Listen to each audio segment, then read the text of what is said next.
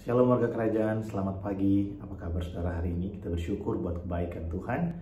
Saudara, pagi hari ini sebelum kita memulai aktivitas kita, mari sama-sama kita berdoa untuk firman Tuhan yang akan kita renungkan sama-sama pada pagi hari ini.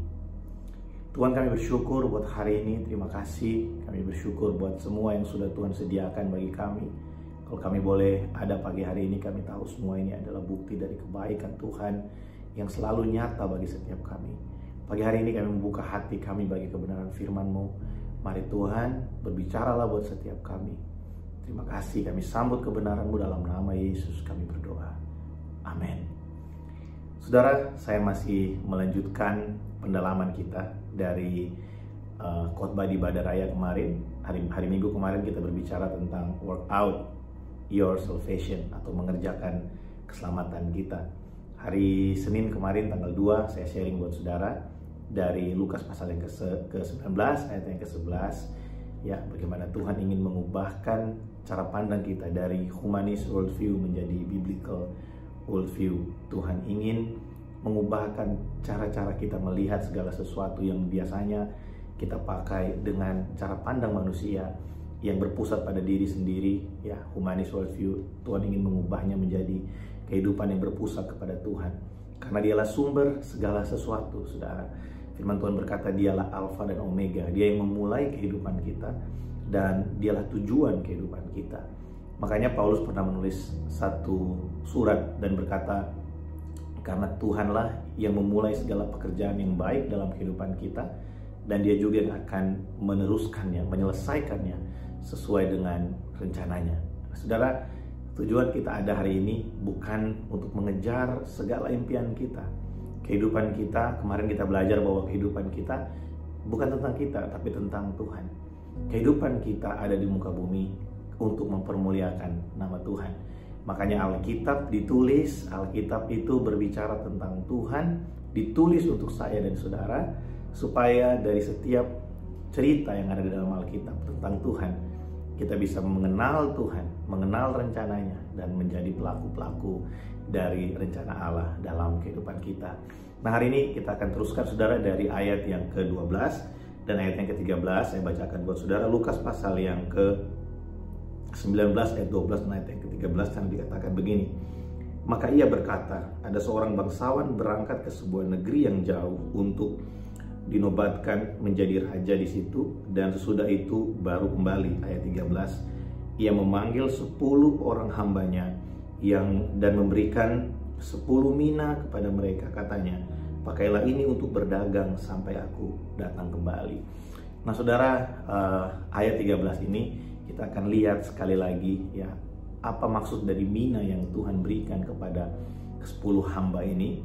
Saya akan bagi dua ayat 13 ini saya akan bagi dalam dua sesi hari ini dan besok saudara, karena ada dua poin yang sangat-sangat baik untuk kita pahami bersama-sama. Saudara, mina di situ adalah kasih karunia Tuhan dalam kehidupan kita. Efesus pasal yang kedua ayat yang ke-9, di sana firman Tuhan berkata, sebab karena kasih karunia kamu diselamatkan oleh iman. Itu bukan hasil usahamu, tetapi pemberian Allah.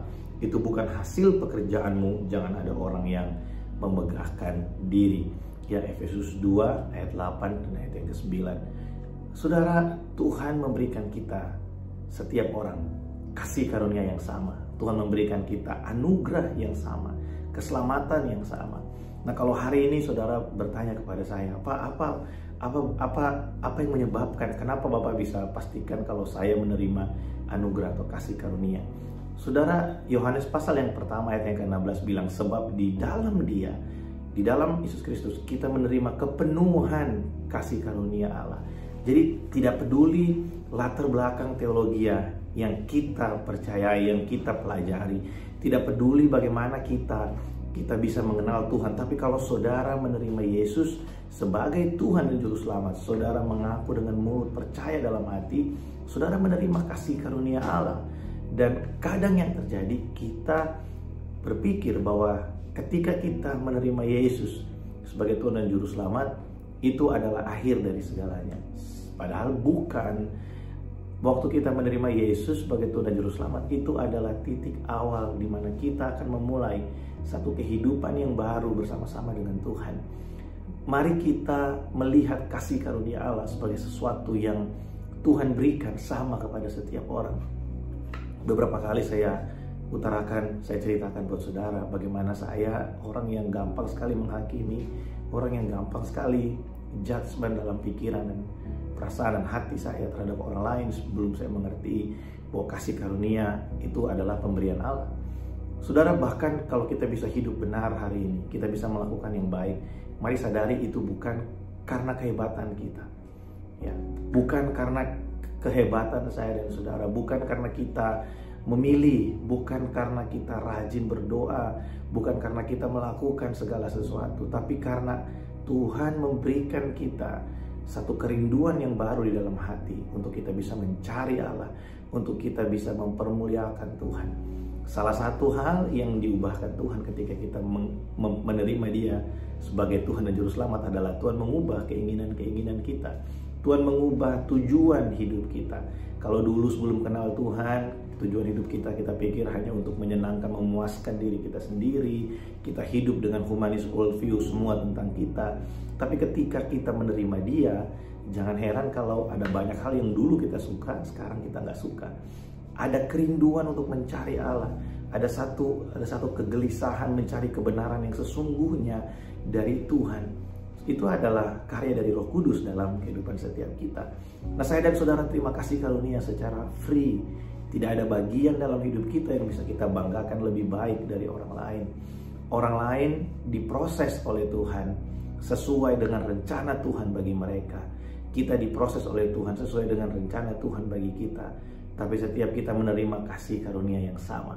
Oleh sebab itu tidak ada kewajiban bagi kita, atau tidak ada kebenaran bagi kita untuk kita judgment orang lain. Kita lebih rohani dari mereka, kita lebih benar dari mereka, kita lebih sungguh-sungguh dari mereka. Nggak ada, saudara. Karena ekspresi terhadap Tuhan dan kasih-Nya masing-masing orang bisa berbeda. Tapi ada satu hal yang akan terlihat. Ketika kita menerima kasih karunia, pasti ada hidup yang diubahkan. Nah, mari kita perhatikan hidup kita hari ini. Kalau kita menerima mina dari Tuhan, kasih karunia, apakah ada yang berubah sejak kita kenal Tuhan sampai hari ini? Apakah kecenderungan hati kita, pikiran kita berubah? Apakah tabiat kita berubah? Apakah ada hal-hal yang fundamental yang berubah dalam hidup kita? Kalau belum ada, mari kita cek, saudara, apakah kita selama ini hidup sesuai dengan kehendak Tuhan, atau kita sudah terima Tuhan tapi kita belum mengenal kasih karunia itu. Seperti yang Paulus bilang, yang kurindukan adalah mengenal kasih karunia yang telah menyelamatkan aku. Mari kita kenali kasih karunia itu.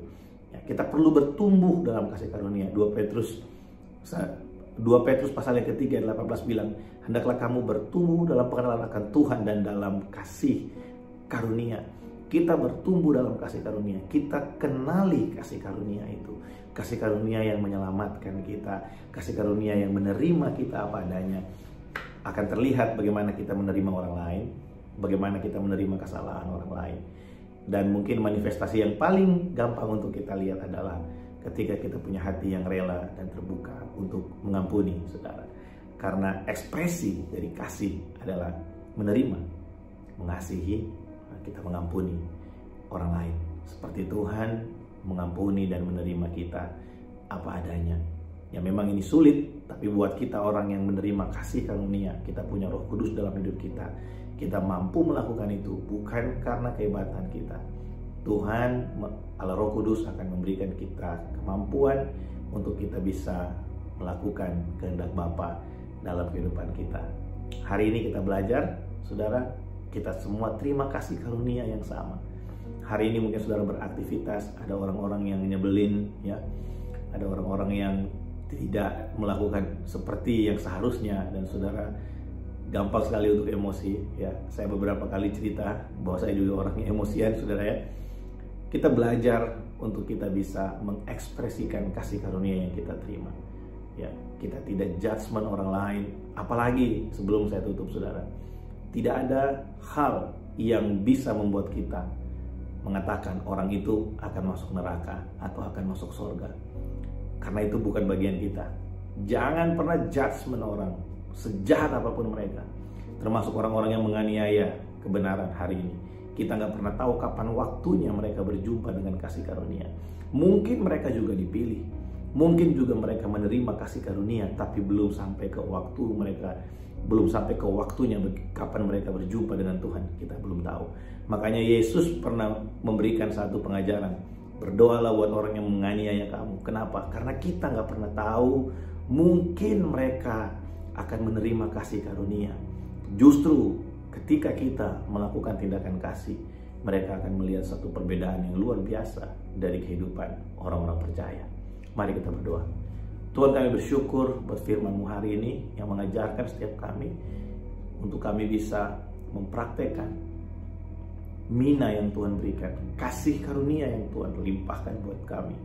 Dan hari ini kami belajar, Tuhan, tidak ada yang lebih besar dari kasih-Mu. Kami semua diselamatkan hanya oleh anugerah, bukan karena perbuatan. Sehingga tidak ada perbuatan kami yang bisa kami banggakan lebih baik dari orang lain, lebih suci dari orang lain, lebih benar dari orang lain. Tidak ada bagian dalam hidup kami untuk judgment orang lain. Ya, kami bisa memberikan nasihat, tapi kami tidak bisa menghakimi orang untuk mereka benar di hadapan-Mu atau bersalah. Karena semua adalah hak-Mu, Tuhan. Penghakiman adalah bagian-Mu. Dan setiap kami punya tugas untuk kami bisa memancarkan kasih yang sudah Tuhan berikan, memanifestasikan kasih Allah dalam hidup kami. Terima kasih Tuhan, berkati umat-Mu hari ini, sertai kami hari ini Tuhan. Kami percaya karena penyertaan-Mu kami ada hari ini. Kuatkan setiap kami yang lemah. Mungkin ada doa-doa kami yang belum dijawab, mungkin ada pengharapan kami Tuhan yang hari ini mungkin terus diuji. Tapi kami percaya bahwa Tuhan yang kami sembah, Tuhan yang baik. Engkau yang tidak pernah meninggalkan setiap kami anak-anak-Mu. Pujilah nama-Mu Bapa, berkat-Mu buat setiap kami hari ini. Dalam nama Yesus kami berdoa. Amin. Tuhan Yesus memberkati.